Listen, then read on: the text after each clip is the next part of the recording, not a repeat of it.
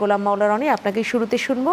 আপনি এই যে তত্ত্বাবধায়ক সরকার ব্যবস্থা ফিরে আসা এবং আগামী জাতীয় সংসদ নির্বাচন নির্দলীয় তত্ত্বাবধায়ক সরকারের অধীনে হবে, পুরো বিষয়টাকে কিভাবে দেখছেন? প্রথমত এটা আমার কাছে খুব ভালো লাগছে এই কারণে যে আমি মূলত এই যে তত্ত্বাবধায়ক সরকার ব্যবস্থা একটা প্রতিযোগিতামূলক রাজনীতি, এর মাধ্যমেই জাতীয় সংসদে আসার সুযোগ পেয়েছিলাম।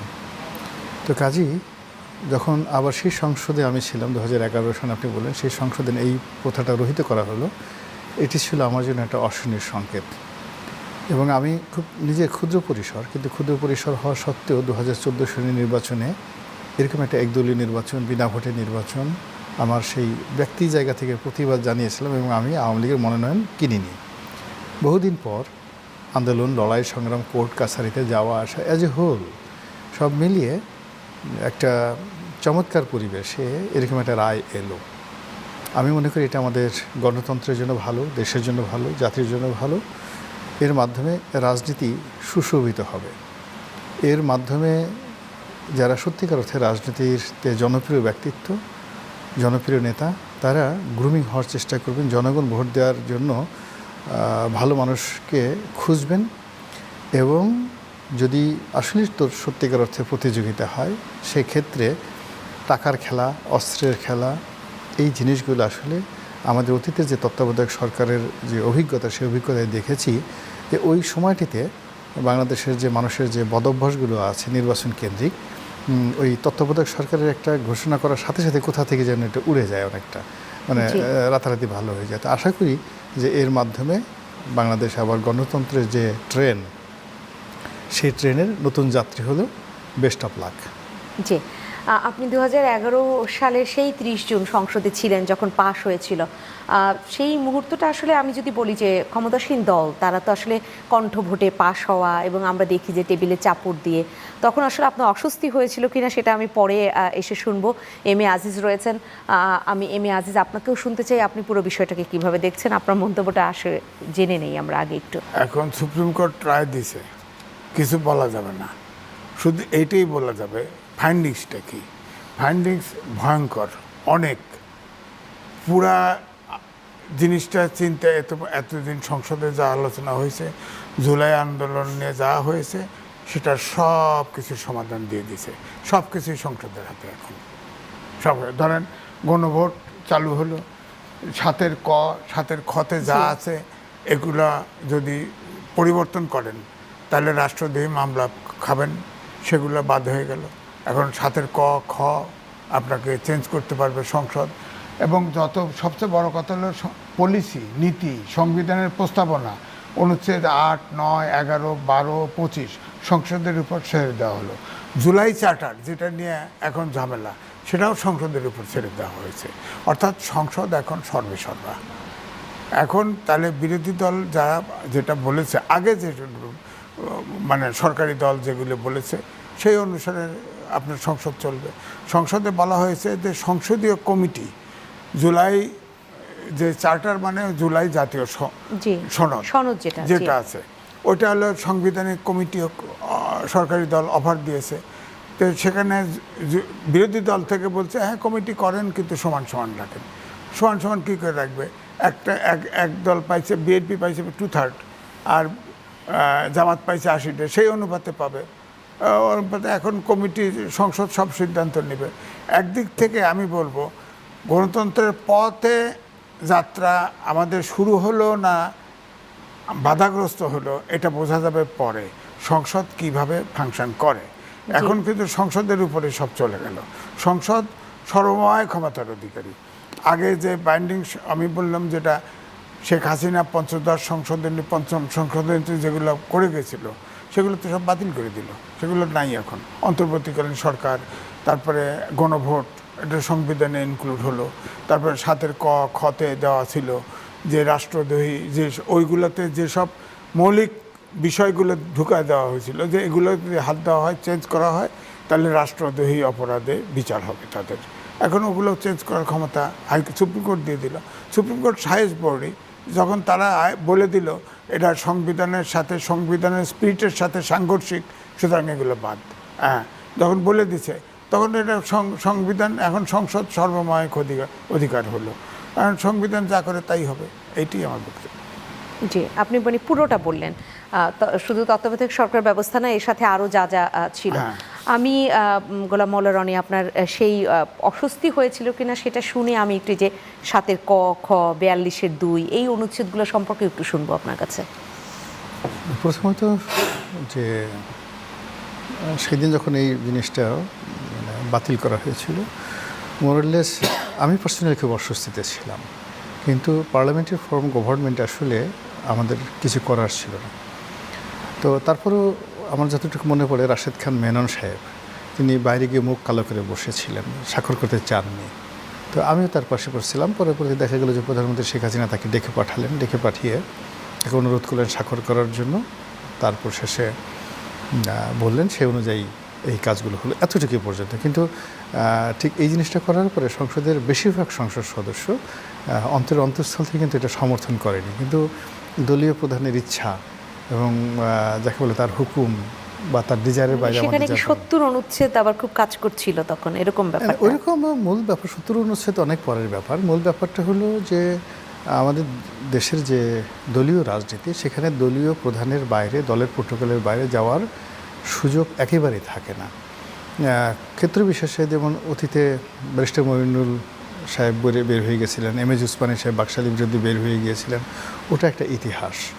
তো কিন্তু যারা বিভিন্ন সময় বড় কোনো দলের কোনো অন্যায়ের বিরুদ্ধে, অবিচারের বিরুদ্ধে বা কোনো নীতির বিরুদ্ধে বিদ্রোহ ঘোষণা করেছে, একদিন দুদিন জনগণ মানে তাদেরকে খুব তালি দিয়েছে, এরপর কিন্তু জনগণ আর তাদের সঙ্গে থাকেনি।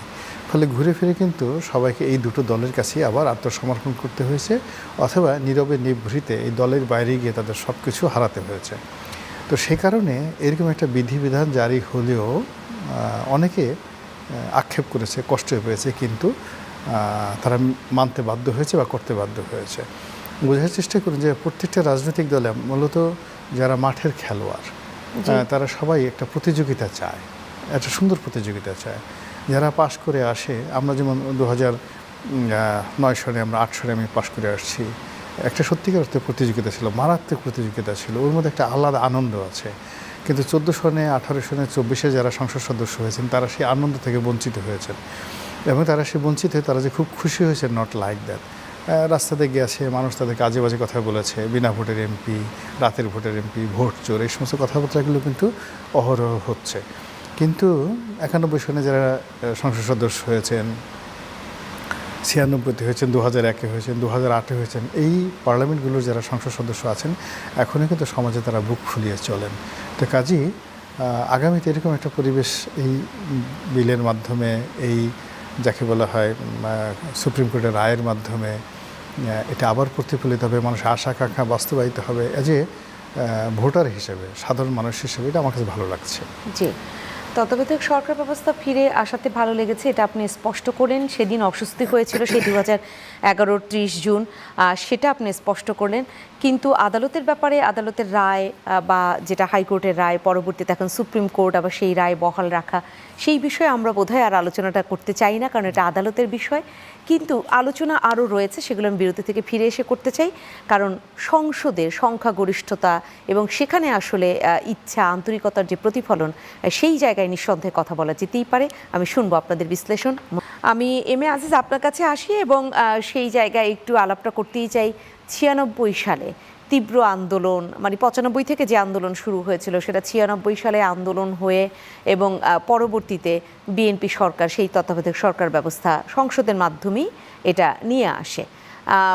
আওয়ামী লীগের দাবি ছিল, আবার পরবর্তীতে আওয়ামী লীগ সরকার এসে 2011 সালে যেটা একদম সেই পঞ্চদশ সংশোধনীর মাধ্যমে এটা বাতিল করে দেয়া হয়, সেটাও আওয়ামী লীগেরই সদিচ্ছা ছিল।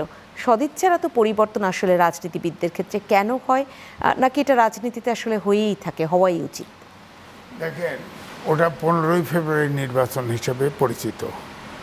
জামাত এবং আওয়ামী লীগ মিলে তত্ত্বাবধায়ক সরকার, ওই সরকারের ওইটার দাবিতে, বাতিলের দাবিতে আন্দোলন করে, 174 দিন হরতাল করে, আমার খেয়াল আছে পরিষ্কার।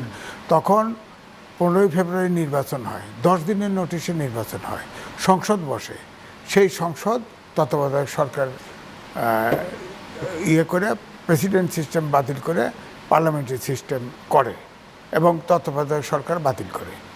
হ্যাঁ, আপনি বলেন ওই নির্বাচনটা কিন্তু যদি সংবিধান অনুযায়ী দেখেন তাহলে বৈধ না, নোটিশ পিরিয়ড তো লাগবে, হট করে দিয়ে দিচ্ছে, সেটা কিন্তু অ্যাকসেপ্ট হয়েছে।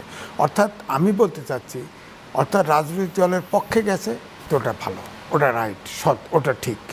বিপক্ষে গেলেই রাইট। ধরেন তত্ত্বাবধায়ক সরকার রিভাইভ করলো, আমি তো নিউজটা পড়লাম, সেখানে তত্ত্বাবধায়ক সরকার গঠনটা হবে কিভাবে সেটা তো মডেল ঠিক করে দেওয়া নাই। তাহলে এখন যদি সংসদের উপরে ছেড়ে দেন, সংসদে একটি দল মেজরিটি, 2/3 মেজরিটি, তাহলে তাদেরটাই ডিসিশনই প্রিভেইল করবে। এখন তারা যেভাবে চাইবে, ধরেন আগের যে সিস্টেমে হয়েছে সেই সিস্টেমে নাও হতে পারে। হয়তো আগে একটা সিস্টেম ছিল না, ইমিডিয়েট পাস্ট প্রধান বিচারপতি হবে তত্ত্বাবধায়ক সরকারের প্রধান। হ্যাঁ, এখন ধরেন সেটা থাকলো না। হ্যাঁ, সেটা থাকলো না, সেটা নিয়েও আন্দোলন সংগ্রাম হয়েছে, অ্যাভয়েড করলো। এখন ধরেন রনি বাইরে বা আমারে বা আপনারে তত্ত্বাবধায়ক সরকার প্রধান বা যে কাউকে বানাতে পারে, এরকম একটা যে সংসদ সিদ্ধান্ত নিলে যে কাউকে বানাতে পারো। ধরেন ক্যাপাবল লোক পড়লো না, অ্যাকসেপ্টেবল লোক হলো না, এই সমস্যাটা থাকবে। সুতরাং আমি বলবো যে সরকারি প্রতিষ্ঠানগুলো যেসব জায়গায় আপনার এখন বিরোধী দল সরকারি দলের ভিতরে যেখানে বাহাস আছে, বিতর্ক আছে, সেই জিনিসগুলো কিন্তু সব সংসদের হাতে ছেড়ে দেওয়া হলো। তাহলে যেটা আমি বলবো, সালাউদ্দিন সাহেব স্পোকসম্যান ছিল সালাউদ্দিন আহমেদ, তিনি যেভাবে বললেন ব্যাপারগুলো সেভাবে ঘটবে। এখন সম্পূর্ণ সরকারের উপর নির্ভর করবে। এখন দেশটা কি রাষ্ট্রীয় প্রতিষ্ঠানগুলি গণতান্ত্রিক হবে না কীভাবে নিয়োগ টিয়োগ হবে, কী সিস্টেমে হবে, এইটা আমি বলবো যে এই রায়গুলো ভিতরে যদি দেশে আমরা গণতন্ত্রে একটা ইলেকশনের মাধ্যমে সরকার আসছে, আমরা গণতান্ত্রিক পথে, কারণ অভ্যুত্থানে তো শেষ দাবি ছিল ফেসিবাদের বিলোপ চাই। মানবিক বাংলাদেশ নাইবে বললাম, 54 বছর দেশ স্বাধীন হয়েছে, আমরা তো দেশ রাজনৈতিক সূচকে পিছাইছি, এটা গোছাইতে সময় লাগবে। কিন্তু অন্তত গণতন্ত্র, আইনের শাসন, সুশাসন, এটা যদি করতে চান তাহলে রাষ্ট্র প্রতিষ্ঠান তো গণতান্ত্রিকভাবে নির্বাচিত হতে হবে। অর্থাৎ রাজনৈতিক সরকারের রাজনৈতিক ইন্টারফারেন্সটা কমতে হবে। তো সেটা তো এখানে সমাধান আসলো না, সমাধানটা সবটাই সংসদের উপরে ছেড়ে দেওয়া হলো। এখন সংসদের সমাধান হচ্ছে না। চার্লি এম এ আজিজ, ভয় পাওয়ার কি অনেক বেশি কারণ রয়েছে কিনা? কারণ সামনে তো অনেক অনেক বড় একটা উদাহরণ থেকে গেল, মেজরিটি হলেই তারা তাদের ইচ্ছা মতো সব কিছু করতে পারবে, কিন্তু করতে পারলে সেটা অন্যদের বা বিরোধী দল বা সাধারণ মানুষ সবটা মেনে নিবে, এইটা ভাবা অনেক বেশি মানে একেবারে যৌক্তিক কিনা? এটা অন্য ব্যাপার। ধরেন যদি প্রধানমন্ত্রী রয়েছে না, ধরেন প্রধানমন্ত্রী যদি পরামর্শ দেয়, রাষ্ট্রপতি পুরা জেলখানা খালি করে দিতে পারে, সব মাফ করে দিতে পারে। হ্যাঁ, তাই বলে কি দেয়? দেয় না, তা দেয় না। এই জন্যে আমি বলবো যে সংসদ আছে, আমার কথা হলো এই সংসদে মেজরিটি একটা দল আছে, নিরঙ্কুশ মেজরিটি। সুতরাং তাই দলের উপরে নির্ভর করবে। এখন দেশটা, আমাদের রাষ্ট্র ব্যবস্থাটা কেমন হবে, কোন দিকে যাবে, পুরোটা চেক অ্যান্ড ব্যালেন্সটা রইল না, পুরোপুরি সরকারের ইচ্ছার মতো। মানে ভারসাম্যের জায়গাটায় আপনি বলছেন যে সেইটা আসলে যেভাবে হওয়ার কথা ছিল বা আমাদের প্রত্যাশা ছিল সেইটা থাকলো না, আপনি বলছেন। গোলাম মাওলা রনি, আপনাকেও একটু শুনে নেই, তাহলে সত্যিই কি সেই ভারসাম্য বিনষ্ট হলো, কিংবা ভারসাম্য বিনষ্ট হলে একদম সেই ইচ্ছাটা তারা প্রকাশ করবে তাদের মতো করে, বা যদি বলি স্বেচ্ছাচারিতা দেখাবে, সেটার কি সম্ভাবনা রয়েছে? মূল ব্যাপার হলো যে আমাদের দেশের যে কৃষ্টি এবং কালচার, বারে বারে আমরা একই ভুল করি, এবং বিরোধী দলে গেলে আমরা এক ভাষায় কথা বলি, সরকারি দলে গেলে এক ভাষায় কথা বলি। আজিজ ভাই ঠিকই বলেছেন, যখন এটা শুধুমাত্র তত্ত্বাবধায়ক ব্যবস্থাটাকে রিভাইভ করা হয়েছে, এটার কাঠামো কী হবে, কারা কারা থাকবে, কোন কোন প্রক্রিয়াতে থাকবে, এটা এককভাবে সিদ্ধান্ত নেওয়ার ক্ষমতা যদি শেষ পর্যন্ত সংসদের কাছে আসে, তাহলে পুরো জিনিসটি মূলত নির্ভর করবে বিএনপির যারা লোকজন আছে তাদের উদারতা এবং তাদের শিক্ষা দীক্ষা, মন মানসিকতা, অথবা তাদের সংকীর্ণ মন মানসিকতা, এর উপরে। যদি আমরা অতীতে দুটো দলকে দেখি, বিএনপি এবং আওয়ামী লীগ দুটো দলকে দেখি, তারা তাদের উপর যে জাতি বিশ্বাস স্থাপন করেছিল, আস্থা স্থাপন করেছিল, সেটা তারা সেই দায়িত্ব সময় মতো পালন করেনি এবং সবসময় তারা ওভার কনফিডেন্ট। এখন যেমন বিএনপির যারা লোকজন আছে তাদের আচার আচরণ দেখে মনে হয় যে 17 বছরের আসলে মানে তাদের জীবনে যে বিপদ ছিল, এটা 17 বছরের তারা বিপদে ছিল, এটা তাদের আচরণ দেখে মনে হয় না। মনে হয় যে ঠিক 17 বছর তারা একটা খুব ভালো পজিশনে ছিলেন, এবং এই সময়টাতে তারা যে আসছেন, এটা তাদের পরিশ্রম, মেধা, যোগ্যতা এবং জনগণের ভালোবাসায় আসছেন, এবং দে হ্যাভ হিউজ অথরিটি, তাদের যথেষ্ট অথরিটি আছে। তো এরকম যদি মন মানসিকতা হয়, তাহলে আপনি চিন্তা করেন ইতিপূর্বে যখন এই তত্ত্বাবধায়ক ব্যবস্থা নিয়ে 111-এর আগে, যেটা বিচারপতি কে এম হাসানের বয়সটা বাড়ানো নিয়ে যে গণ্ডগোলটা হলো, জি, ওই সময়টাতে পার্লামেন্টটা ছিল খুবই একটা ভাইব্রেন্ট পার্লামেন্ট। রাজপথে তখন আওয়ামী লীগ যথেষ্ট শক্তিশালী, পার্লামেন্টও যথেষ্ট শক্তিশালী। তো তখন যদি একটি দুষ্ট বুদ্ধি তাদেরকে এতটা প্রভাবিত করতে পারে, তো সেক্ষেত্রে আওয়ামী লীগের অনুপস্থিতি এবং সংসদে জামাত, এনসিপির মতো রাজনৈতিক দল যারা কখনোই বিএনপির সঙ্গে সংঘর্ষে যাবে না, কখনোই বিএনপির সঙ্গে কন্ট্রাডিক্ট অ্যান্ড কনফ্লিক্টে যাবে না, তো সেক্ষেত্রে এটার যে ফরমেশনটা, সেই ফরমেশনটা কেমন হয় না হওয়া পর্যন্ত এখন পর্যন্ত বলা যাচ্ছে না। কিন্তু আমাদের অতীতের যে অভিজ্ঞতা, সেই অভিজ্ঞতা যদি তাই হয় পুনরায়, তাহলে এখানে আশাবাদী না হয়ে আরও হতাশাবাদী হওয়ার যথেষ্ট কারণ আছে। আপনি যে রসায়নের যদি বলি হিসেব নিকেশ থেকে বললেন যে বিরোধী দল হিসেবে জামাত বা এনসিপি বিএনপির সাথে সেই কোনো ধরনের সংঘর্ষে যাবে না, কিন্তু আসলে সেটা গঠিত হলে সংঘর্ষে যাবে কিনা, সেখানে আলোচনা থাকতে পারে কিনা, একেবারে সব কিছু যদি সেটা তাদের বিরুদ্ধে যায়, কারণ তারা তো দিনে দিনে ভাবতে পারে যে আমরা আরও বেশি আসন পাবো বা আমরা এক সময় সরকার গঠন করব, সেক্ষেত্রে কি হবে সেটা মেয়াজিজ আপনাকে শুনি এই পর্যায়ে, এবং সেখানে অনুধাবনের জায়গাটা থেকে আসলে বিএনপিও কতটা ভাববে, আবার যেটা গোলাম মাওলা রনি বলছিলেন যে কোনোভাবে সংঘর্ষে যাবে না জামায়াত বা এনসিপি, কিন্তু যদি আওয়ামী লীগ মাঠে না থাকে দিনে দিনে তো সব প্রবৃদ্ধি করতে পারে, এবং পরবর্তী জাতীয় সংসদ নির্বাচন আসলে তাদের তো এটা মনেও হতে পারে যে আমাদেরও জেতার সম্ভাবনা রয়েছে, তখন যদি সেই তত্ত্বাবধায়ক সরকার ব্যবস্থা বিএনপি তাদের মতো করে সাজায়, সেটা কি খুব মেনে নিবে? না, সেটা আমার বক্তব্য হচ্ছে ভিন্ন। এখানে যে ব্রিফিংটা দিছে সেটা কিন্তু ব্যারিস্টার শিশির মনির, আপনাকে কনভিন্স করার জন্য আমি বলছি। শিশির মনির তিনি ক্লায়েন্ট, ওখানে অ্যাডভোকেট ছিলেন, তার ব্রিফিংটাই আমি বলছি। সুতরাং এখন এটা সর্বোচ্চ আদালতের রায়। আপনি যদি এই আদালতের রায়কে উপেক্ষা করে কোনো আন্দোলন বা কোনো কমেন্ট করেন বা না মানেন, তাহলে আপনি কন্টেম্প হবেন। তো না না, এটা তো সবাইকে মেনে নিতেই হবে আদালতের রায়। আমি বলেছি তত্ত্বাবধায়ক সরকার কিভাবে গঠিত হবে, সেই গঠনের জায়গাটা একদম বিএনপি তার ইচ্ছা মতো করেই কি করতে পারবে কিনা, না মেজরিটির না, কারণে তা না, অন্তত পক্ষে একটা স্কোপ থাকবে। ধরেন সংসদে অলরেডি প্রস্তাব দেওয়া আছে যে সংসদীয় কমিটি করবে, সরকারি দলের থেকে প্রস্তাব দেওয়া হয়েছে। সেখানে বিরোধী দলের জামাতের আমির বলছে ঠিক আছে করেন, কিন্তু 50-50 রাখেন। আমি মনে করি এটা অযৌক্তিক দাবি। একটি দল 2/3 মেজরিটি, অপোজিশন থেকে 80টা সিট, তার সমান সমান রাখবে কেন? অনুপাতেই রাখবে। অবশ্যই বলা হয়েছিল 10 জনের 12 জনের কমিটি বোধহয় 7-5 এরকম প্রস্তাব, এরকম একটা প্রস্তাব ছিল। তো তাদের ধারণা ছিল যে মেজরিটি হলে একদিকে ডিসিশন নিয়ে যাবে, মাইনরিটি ডিসিশন কাজ করবে না, এই জন্যই আপত্তি করেছিল। তারা রাস্তাঘাটে স্লোগান দিছে।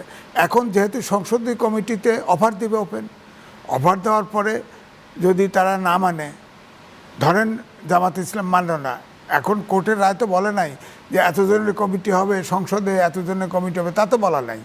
এখন কমিটি সরকারি দলে এটা ন্যায্য তো, যে বিরোধী যে সরকারি দল অনেক সিট পাইছে তারা তো বেশি থাকবেই, বিরোধী দল কম সিট থাকবে, তাদের ভিতরে আলোচনা করবে। হয়তো তারা এইটাকে, তারা যখন দেখা যাবে যে ধরেন 7-5 কমিটি হলো, 12 জন, 5 জন বিরোধী দল থেকে, 7 জন সরকারি দল থেকে, সেখানে 5 জনের কারণে তাদের প্রস্তাব হয়তো পাশ হলো না, তারা হয়তো বক্তৃতা মিটিংয়ে বলতে পারবে, কিন্তু এটা নিয়ে তো কোর্টকে অ্যাকিউজ করা যাবে না। এবং এটা নিয়ে যদি আন্দোলন সংবাদ তাফালিং করে তাহলে কন্টেম্পট হবে।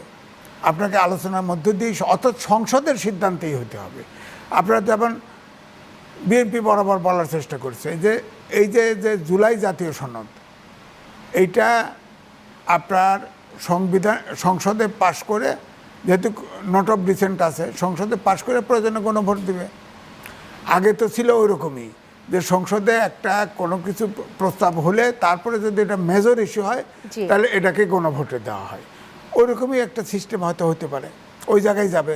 কিন্তু এখন আমার বক্তব্য হচ্ছে, যেহেতু সরকারি দল, আমি বলবো সংসদ ক্ষমতাশালী করা মানেই সরকারি দলের উপরে দায়িত্ব দেওয়া। এখন সরকারি দলের উপরে রেসপন্সিবিলিটি বেড়ে গেল, দেশে একটা অভ্যুত্থান ঘটেছে, এখন দেশটা গণতন্ত্রের পথে হাঁটবে কি হাঁটবে না, এটা ধরেন সরকার হোসেন মোহাম্মদ এরশাদ 9 বছর ক্ষমতায় ছিল, কিন্তু দৈনিক ঘুমানোর আগে মনে হয়েছে আগামীকালকে এই সরকার পড়ে যাবে, তারপর 9 বছর ছিল, থাকতে পারে। কিন্তু আমার কথা হলো যে পিপলস পারসেপশনটা একটা আছে। এখন ধরেন সরকারের উপরে সব দায় দায়িত্ব কোর্ট দিয়ে দিল, এবং আমরাও বিশ্বাস করি যে প্রধানমন্ত্রী যিনি আছেন তিনি সংসদ নেতা, তার উপরে আমাদের আস্থা আছে, আছে দেশটা যাতে যত রকম সমস্যা আছে সমস্যাগুলো যাতে নীতিগতভাবে নৈতিকভাবে, যেমন সংসদের সব পলিসি নির্ধারণের সব কিছু দায়িত্ব দিয়ে দিছে। সুতরাং আমার মনে হয় সংসদ সরকারের উপরে দায়িত্ব পড়লো। কোনো জিনিস যদি জনগণের পারসেপশনে মনে হয় এটা খারাপ হয়েছে, তাহলে নেক্সট ভোটে উইন করবে না, ব্যাপারটা তো এইটাই দাঁড়াবে। এই আর কি। গোলাম মনোয়ার রানী, একদম শেষের দিকে রয়েছে আমাদের আজকের আয়োজনের।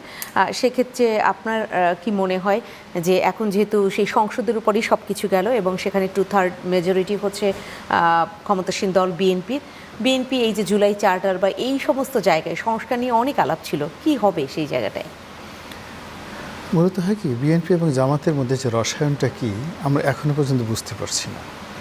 এদের মধ্যে কি সমঝোতা, তলে তলে সম্পর্ক, কোনো গুপ্ত সম্পর্ক, না কি এই যে আমরা রাজপথে যে সমস্ত বিএনপি বিরোধী কথাবার্তা শুনি জামাতের লোকদের পেছনে, এটার বাস্তব ভিত্তি আছে। তো যার জন্য কি হলো, ওই পার্লামেন্টের মধ্যে যদি আপনি মেজরিটি ধরেন, তো মেজরিটির দিক থেকে আসলে বিএনপির সঙ্গে তো জামাত পারবে না। যদি সাইকোলজি ধরেন, সাইকোলজিকের ক্ষেত্রে জামাত এখনও মনে করে বিএনপি বিগ পার্টি, বিএনপি মনে করে জামাত কোনো রাজনৈতিক দলই না, একটা সময় তাদের অনুগত ছিল। তো তারা যখন কোনো একটা আলোচনায় পাশাপাশি বসবে সেখানে তেমন ভালো কিছু হবে বিএনপিকে বাদ দিয়ে সেটা আশা করা যায় না। বিকজ ধরেন আগামী 1-2 বছরের মধ্যে জামাত রাতারাতি এই আমিরই থাকবে, নতুন কোনো আমির হবে না, এই যারা যে মুখগুলো দেখছি। এখন আপনি তাকিয়ে দেখুন, বিএনপি যে সমস্ত লোকজন আছেন, নেতৃবৃন্দ আছেন, জামাতের যে সকল নেতৃবৃন্দ আছেন, তারা সামাজিকভাবে রাজনৈতিকভাবে যদি কাছাকাছি বসেন, তাহলে তাদের মস্তিষ্ক থেকে আসলে কী বেরোতে পারে, কী ধরনের কথা, কী ধরনের চিন্তা, এটা কিন্তু আমরা বুঝে গেছি আলটিমেটলি। 2 নম্বর হলো যে এখন তত্ত্বাবধায়ক সরকারের প্রধান হিসেবে যাদেরকে নিয়োগ দেবেন না কেন, তারা তো আমাদের এই সমাজেরই মানুষ। এই সমাজের মানুষ কারা কারা আসতে পারে তাদেরকে আমরা মোটামুটি বুঝে গেছি যে এই সমস্ত মানুষগুলো আসতে পারে। এখন মূল ব্যাপার হলো আমাদের তো আগে জাতি গঠন করতে হবে, ভালো মানুষ তৈরি করতে হবে, স্রোতের বিরুদ্ধে দাঁড়ানোর মতো সেই ধরনের ব্যাকবোন থাকতে হবে। তো ডক্টর মোহাম্মদ ইউনূসের জামানাতে যাকে বলা হয় ওনার ক্যাবিনেটে ছিলেন one of the finest cabinet, সবচেয়ে শিক্ষিত মানুষগুলো দীর্ঘদিন ধরে আমাদের সমাজে আসা জায়গা নিয়ে, সেই মানুষগুলো তো মারাত্মকভাবে ফেল করেছে। তো কাজী ইতিপূর্বে অতীতকালে যেভাবে তত্ত্বাবধায়ক সরকারে যারাই আসছেন খুব স্বল্প পরিসরে ছোট্ট একটা ক্যাবিনেট যে সফলতা দেখিয়েছেন, এখনকার প্রেক্ষাপটটা আসলে এত সহজ হবে না। এখন আইন না মানা, মানুষের সাথে বেয়াদবি করা, তারপর শেষে যে কোনো প্রশাসনকে চ্যালেঞ্জ জানানো, এটা একেবারে স্কুলগামী ছেলে মেয়েদের মধ্যে চলে আসছে। এখন দেখেন একজন শিক্ষামন্ত্রীকে 6-7 ছেলেরা মেয়েরা খুব ট্রল করছে, গালাগালি করছে, তাকে উল্টাপাল্টা কথা বলছে, যেগুলো আমরা কল্পনাই করতে পারতাম না। আমরা তো ছোটোকালে একজন থানার এডুকেশন অফিসার আসলেই আমাদের টিচাররা পর্যন্ত ভয়ে কাঁপাকাঁপি করতেন, আর এখন বাচ্চারা শিক্ষামন্ত্রীকে করছেন। সেক্ষেত্রে আসলে তাহলে অনুধাবনের জায়গাটারও শক্ত হলেও এই অর্থে যে বাধ্য তো করা হচ্ছে, যে কেউ যদি অনুধাবন নাও করে বাধ্য করা হচ্ছে, একটা ভয় রয়েছে। শেষ করবো আয়োজন, আপনি 30 সেকেন্ডে কিছু বলবেন কিনা? না, দেখেন এরপরেও আছে, ধরেন অক্টোবরের দিকে স্থানীয় সরকার নির্বাচন হবে, তাহলে কে ইলেকশন করতে পারবে, কোন ধরনের লোক ইলেকশন করতে পারবে, ট্রাইব্যুনাল তো বলে দিছে, যেটা ইন্ডিকেশন দিয়ে দিছে যে আওয়ামী লীগ হয়তো নিষিদ্ধ হবে। তাহলে ইলেকশনে আবার বলাও আছে যারা নির্দোষ, যারা কোনো সমস্যা নাই, তারা নির্বাচন করতে পারবে ধরেন। কিন্তু আমরা তো স্থানীয় নির্বাচনে সবাইকে চেনে কে কোন দলের সমর্থক। এখন তাহলে ওখানে দলীয় ব্যানার না থাকলেও তো সবাই চেনে। সুতরাং আমি বলবো যে এখানে কিন্তু যেমন ইলেকশন কমিশন বলছে আপনার এনআইডি চেঞ্জ করবে, কারণ ছবি বোঝা যায় না, অমুকটা তমকটা, কিন্তু নাম বদলাবে না, বয়স বদলাবে না, এটা বলছে। তো চেঞ্জ করবে, তাহলে ওখানে আরপিওতে একটা জায়গায় সংশোধন করা উচিত, আরপিওতে লেখা উচিত যে কী কী কারণে ইলেকশন করতে পারবে না আর কি কি কারণে করতে পারবে। যদি এইটা ক্লিয়ার হয় এবং এটা যদি সংসদ এন্ডোর্স করে তাহলে ইলেকশনটা পিসফুলি হবে, নাহলে ওটাও তো ধরেন সংসদ যা করে তাই হয়ে যাবে। যেহেতু এই আলোচনাগুলো উঠে আসছে প্রতি মুহূর্তে আলোচনার টেবিলে, সেক্ষেত্রে এটা নিয়েও হয়তো কোনো ধরনের সিদ্ধান্ত আসতেও পারে, আমরা সেই অপেক্ষায় থাকলাম। আর বিএনপি যেখানে বলছে যে এই যে তত্ত্বাবধায়ক সরকার ব্যবস্থা এটা তাদের দীর্ঘ আন্দোলনের ফসল, নিঃসন্দেহে তারা সেই ফসলের যত্ন করবেন এমনটা প্রত্যাশা করতেই পারে সাধারণ মানুষ। আয়োজন শেষ করছে, অসংখ্য ধন্যবাদ জানাচ্ছি এম এ আজিজ আপনাকে, গোলাম মাওলা রনি আপনাকে অসংখ্য ধন্যবাদ।